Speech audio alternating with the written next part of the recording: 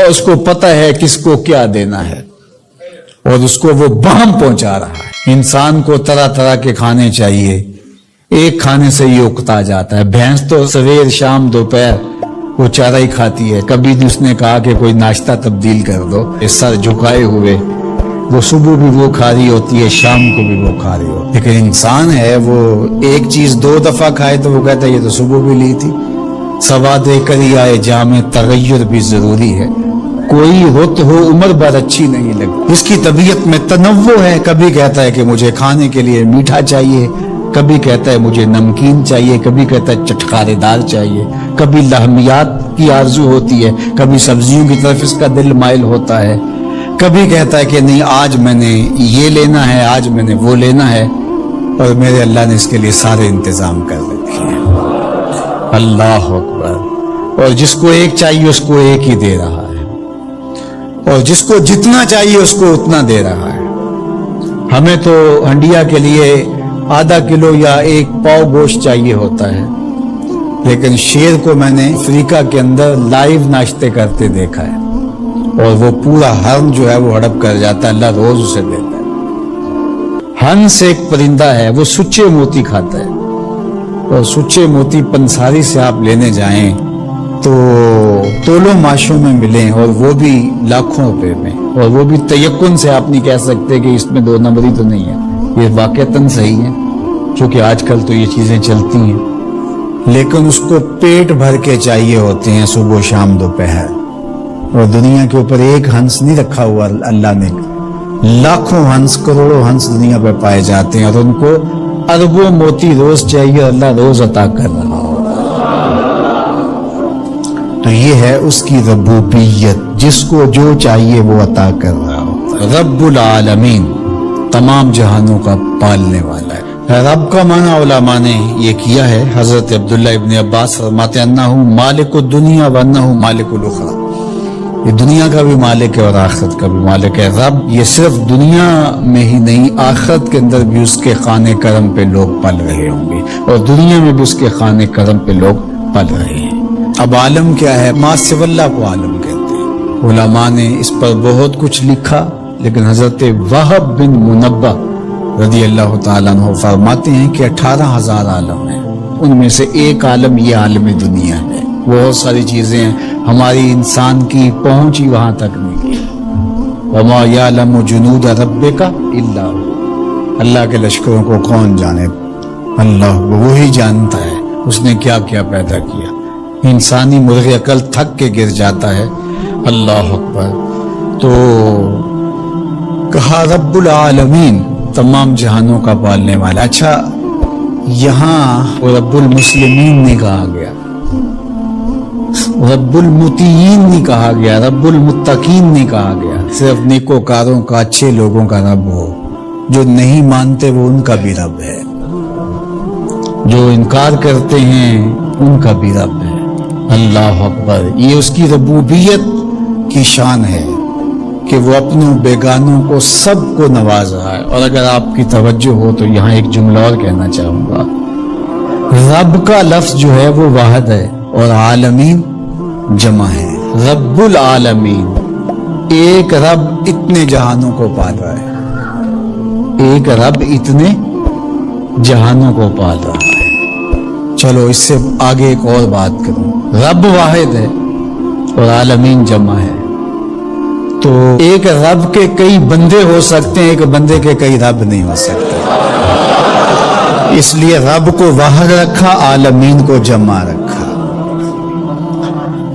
کیونکہ اگر ایک خادم جو ہے، ایک غلام 5-6 آقا رکھے تو ایک کہے پانی لے کے، اور دوسرا کہے کہ میرے حقے میں آگ بھرو، اور تیسرا کہے تو وہ کدھر جائے گا کدھر جائے گا، اور ایک آقا 100 خادموں سے بھی کام لے رہا ہے۔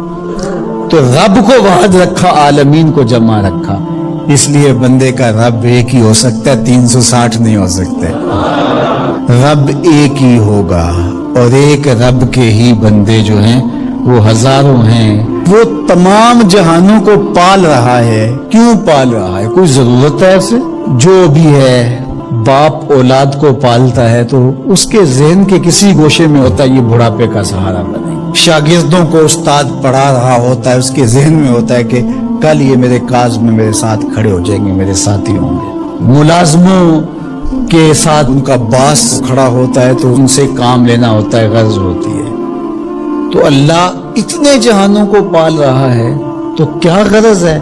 الرحمن الرحیم، محض رحمان ہے نا، اسے کوئی غرض نہیں، وہ رحمان اور رحیم اور یوں ہی پال رہا ہے۔ جو نہیں مانتا اسے بھی پال رہا ہے، جو مان رہا ہے اسے بھی پال رہا ہے۔ اللہ اکبر، وہ رحمان ہوا، وہ رحیم ہوا۔ ایسا نہیں ہوا کہ ایک بلی کو بہت زیادہ خوراک دے دی گئی اور وہ پھول پھول کے ہاتھی جتنی ہوگی، اور ایسا کبھی نہیں ہوا کہ ایک ہاتھی کو خوراک کم ملی اور وہ چوہے جتنی رہ گئی۔ جس کی جو فطری استعداد ازلی جو اس نے خود مقرر کی ہوئی ہے، اس کے مطابق اس کی گروتھ ہوتی ہے اور اس کے مطابق اس کی تربیت کرنا ہے۔ خلاصہ ہے پورے قرآن کا سورہ الفاتحہ، جو سارے مضامین ہیں پورے قرآن میں وہ سمٹ کے سورہ فاتحہ کے اندر آ گئے ہیں۔ تو اس کا آغاز اللہ کی حمد سے ہو رہا ہے۔ الحمدللہ، تمام خوبیاں اللہ کے لیے۔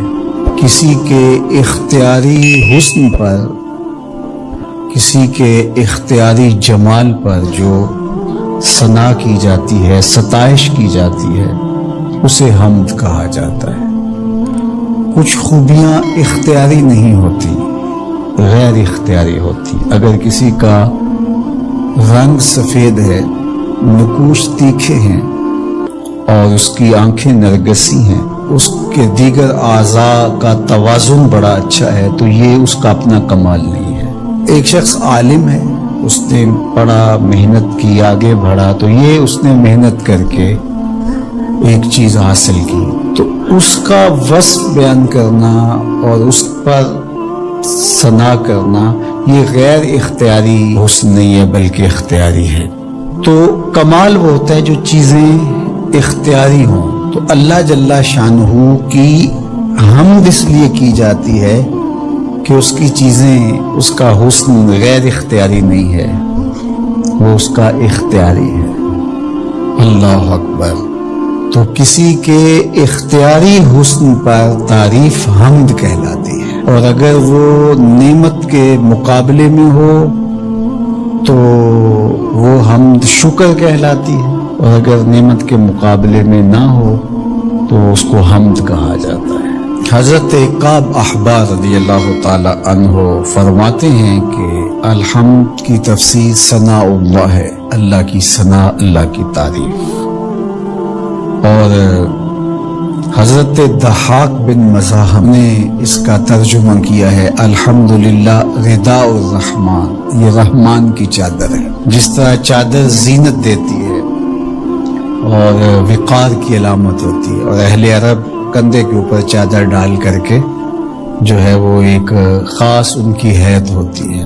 یہاں گرمی سردی سے بچاؤ کے لیے چادر لی جاتی ہے، لیکن عرب میں چادر جو ہے وہ زینت کے لیے لی جاتی ہے، اور وہ آپ نے دیکھا ہوگا کہ عرب علماء یہاں کندھے پہ چادر رکھتے ہیں، تو وہ زینت کے لیے ہوتی ہے، ضرورت کے لیے نہیں ہوتی۔ تو اس لیے یہاں جو رداء الرحمن کہا گیا ہے تو الحمد رحمان کی زینت ہے، وقار کی چادر ہے۔ ثنا کی جتنی بھی قسمیں اور جتنی بھی صورتیں ہیں وہ اللہ کے لیے، وہ ڈائریکٹ تعریف کی جائے تب بھی اللہ کی، انڈائریکٹ تعریف کی جائے پھر بھی اللہ کی ہے۔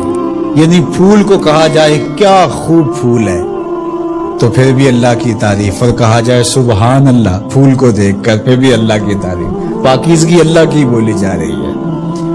اور اگر اس کی درزوں کو، اس سے مہکتی نکلتی خوشبو کو، اس کے رنگوں کا جمال اور اس کی لطافت دیکھ کر کے کہ واہ کیا کھلا ہوا شگفتہ گلاب ہے، تو آپ گلاب کی تعریف کر رہے ہیں لیکن خالق گلاب کی تعریف کر رہے ہیں، یہ انڈائریکٹ تعریف۔ تو خوبی کی جتنی بھی صورتیں ہیں، چاہے وہ ڈائریکٹ ہو، چاہے وہ انڈائریکٹ ہو، چاہے وہ قولن ہو، رویتاً ہو، فعلاً ہو، جس طرح ہو، اللہ کے لیے ہے۔